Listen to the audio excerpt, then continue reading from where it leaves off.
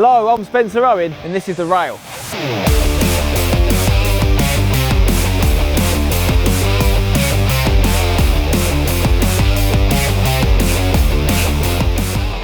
Welcome to episode 4 of the football show that talks about the things that matter to you guys, the fans. Now, we asked you to let us know what you wanted us to cover on the show, and one of the things that kept coming up is FIFA, the scandal, the corruption, the rebuilding process, and that's exactly what we're going to be talking about today. It's going to be a slightly different episode this week because I'm going to be joined by football writer Jonathan Wilson and Copper 90's own Ellie Menjum. We're going to have a round table discussion about FIFA and hopefully answer some of your questions.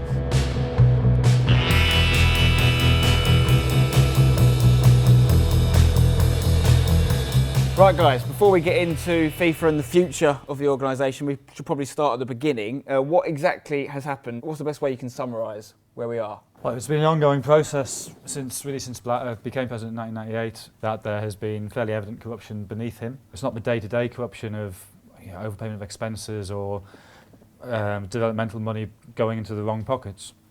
It's the allocation of World Cups, and I think a lot of people are deeply uneasy about how Russia and Qatar won the right to host the 2018 and 2022 World Cups. There's also the fact that the US Department of Justice got involved. I mean, this is an organisation that had nothing to lose by, my French, pissing off FIFA. If the British government got involved, perhaps they could lose certain events, or German organisations or whatever. But the US Department of Justice, they don't care about how big FIFA is. They don't really care about football and hosting any more events. They cared that, listen, you guys committed illegal activity in our country in a process that involved our money, the World Cup for 2022, and we're going to bring you to justice. Under US law, any transaction with US dollars, the US Justice Department can get involved with. Right. And finally, after years and years of this crusade, Blatter has gone. You mentioned at the start, when I first asked you about the backstory, you said about corruption that's happened underneath him.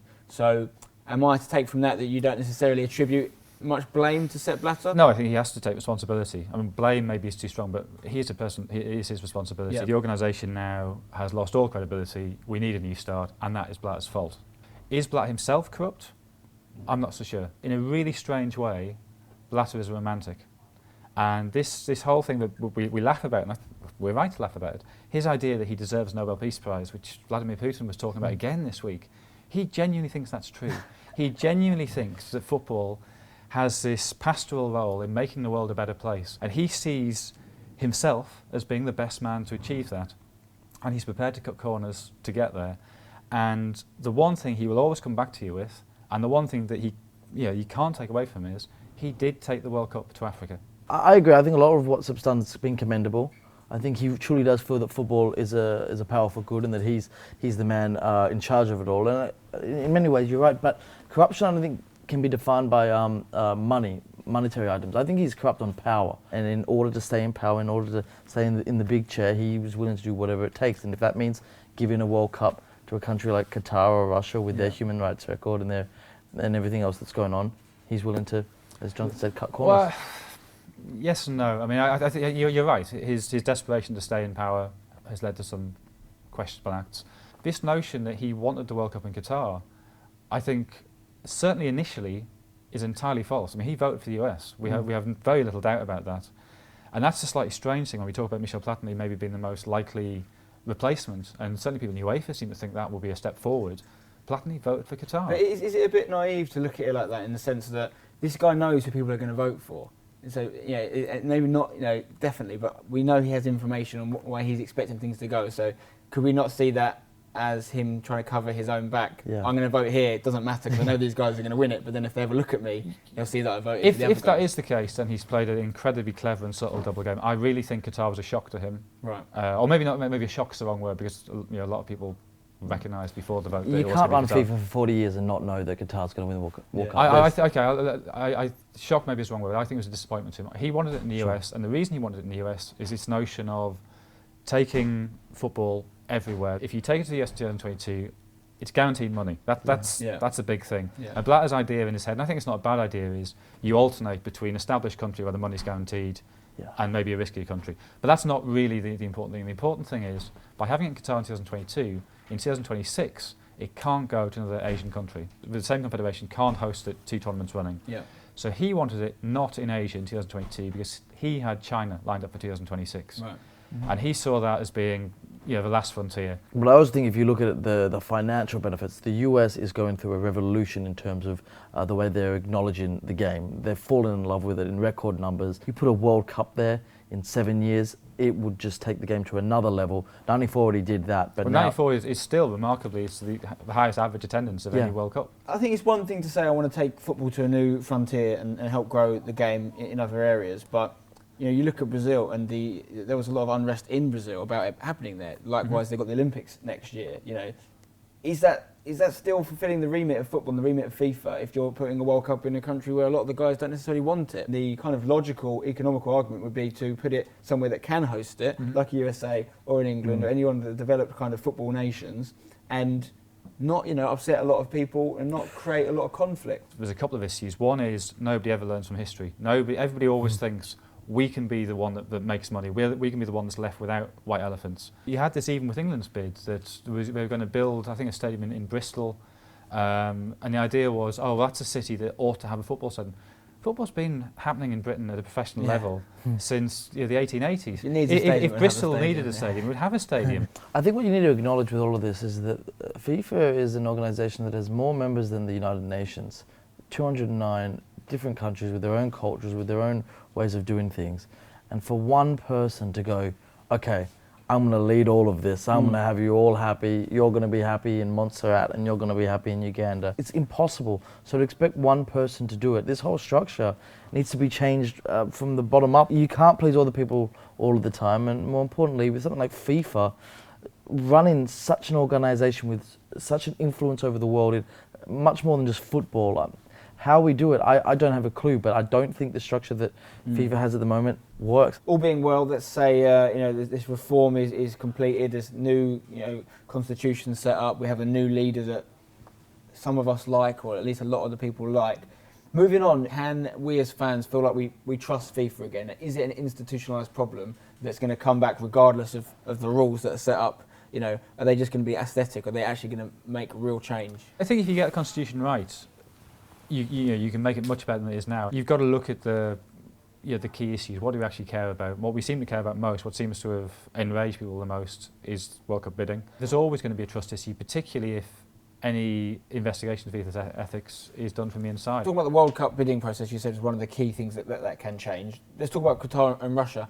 How convinced are you guys that these World Cups definitely going to happen? Russia's got to happen now after the preliminary draw there. Yeah, I mean the only thing that could stop it happening in Russia is if there's some escalation of conflict in Ukraine. That's the only thing, and then international sanctions obviously kick in. Yeah, that's beyond the scope of FIFA. I still think, even though the 7 years till Qatar, the time frame is too short, because FIFA's not going to unilaterally say, right, it's not in Qatar. Even if you have a quote unquote smoking gun, which as yet, all the investigations, all the doubt, there is no smoking gun. Even if you produce that, you still have to have a legally binding reason.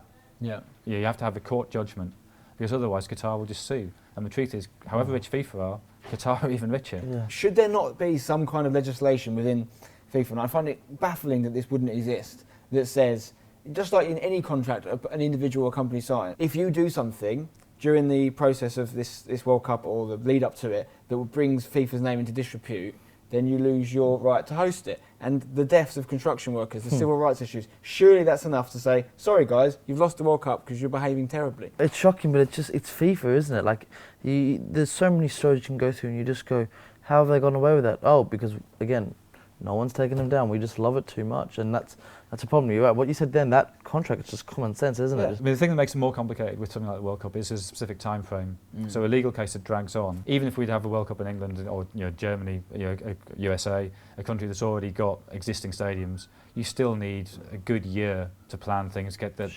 communities right, security, transport to the stadiums, hotels for the teams, all that kind of thing. It's logistically these things are not easy. So we've talked about how the person that takes over from Sepp might not necessarily hold all the answers and be the cure to the situation, but there will be a person, and who do you think that person should be? It's very difficult. I mean, Michel Platini appears to be the front runner. I don't know how widely reported this was, but the day before the World Cup qualifying draw, Blatter was speaking at a seminar of various coaches and people in St. Petersburg, And he said, I'd like to welcome you all to the host of the next World Cup, and I'd also like to welcome the next FIFA president, Michel Platini.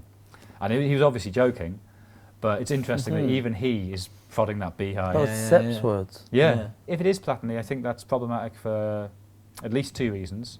Reason 1, he is UEFA president, and so all the fears of CAF, of the AFC, that FIFA would become, as it was pre-1974, a Europe-dominated body, a body run for the benefit of the big European nations, they would all come into play immediately. The other problem with Platini is a personal thing, that he voted for Qatar. We're all upset about Qatar getting the World Cup, so we kick out a guy who voted for USA to vote for a guy who voted for Qatar. That doesn't make any sense. And you also have a couple of things with Platini that just make me very, very uncomfortable. The fact his son works for Qatar Sports Investment and is involved with PSG. And the other thing, when he as UEFA president was looking for somebody to compose the new Europa League anthem, he ends up choosing his own son-in-law.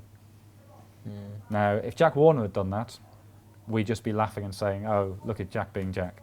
But for some reason we let Platini off. Ellie, imagine now you've got the power to put the next man in position at FIFA. Who does your vote go to? I don't know if there should be one man. I think maybe we need a series of heads, one representing each confederation or God knows what else. Or maybe someone completely independent of football. That's a really interesting idea, that you take somebody very respected from outside. So, I mean, Kofi Annan was mentioned last week. I mean, he seems to have poured cold water on that. But somebody like Kofi Annan taking over, somebody whose integrity is beyond reproach, would be perfect. But are they going to want to dirty their hands on something like FIFA? For the right price. Going back to Blatter, you mentioned he's a romantic. I'm sure that's something any one of his 4 wives would agree with. Obviously, he said he's going to be leaving now, unless he changes his mind again. That's something we can expect to happen. What will be his lasting legacy? How will he be remembered? Positively or negatively? Well, both. Those scenes of the FBI or Swiss police under FBI sort of guidance arresting 7 delegates in a 5-star hotel in Zurich. That's going to be the image you always remember. But ask yourself a question, is football better now than it was in 1998? Or maybe even you go back further to when he became General Secretary in 81. Is football better now than it was then? Same as safer, generally across the world. The quality of football, I think, has never been as good as it is now. And the changes in the laws that have come in under Blatter's aegis have generally, I think, have all been good. You know, the changing offside laws made football more attacking. It's meant teams can't press aside the pitch. Outlawing the back pass law, which was, 92? So, that was when he was General Secretary rather than when he was President. All those things, which Blatter takes some responsibility for as the General Secretary or the President, they've all made football better. However, there are negatives, which are the worries over how World Cups have been awarded and the general stench of corruption that's followed him around. He's treated the fans with contempt. It's the only way to put it, and I think that's what you look at this face here, that's what he should be remembered as. And whilst I don't think Sepp has actually taken money in a corrupt way, he's given himself what we allegedly believe is a $10 million US dollar income, so he doesn't need to take corruption. It's not necessarily undeserved, the income. No, I think it is in financial deserved. terms. No, I think he deserves that $10 million US dollars 100% because he has done so many good things for football. But for all the awful things he's done, he deserves to leave being showered in money, being booed by the people who matter most in this game. Well, he is. So football fans. I think from Blatter as well, there's more than just a corruption to look at. I think 2015, anti-racism should have been handled a lot better than what he's done. Absolutely. I think comments he's made on that matter have been absolutely ludicrous. He hasn't allowed FIFA to be the governing body that the fans would love them to be. They have the power to do a lot of good, and they are so powerful that they can take measures against things like what's happening in Qatar and make a change. But they're not choosing to do that for whatever reason, financial incentives or what have you. So I think ultimately that stuff, along with the association of corruption, is why for me he leaves with a bad taste in the mouth. Right, guys, that's about it for us. Great, interesting discussion. Jonathan, thanks for joining us. Thank you. Ellie, always a pleasure. Good stuff. Well, there you go. There's so many things to talk about when it comes to Sepp Blatter and FIFA. We chatted for well over an hour, but we had to cut it down for the episode. But I want to hear from you guys next. Leave us a comment below. Are you pro or anti-Blatter? What do you think of FIFA? I want to know. Make sure you drop a like on the episode if you've enjoyed it. Subscribe to Copper 90 to see the next episode first. I'll see you then.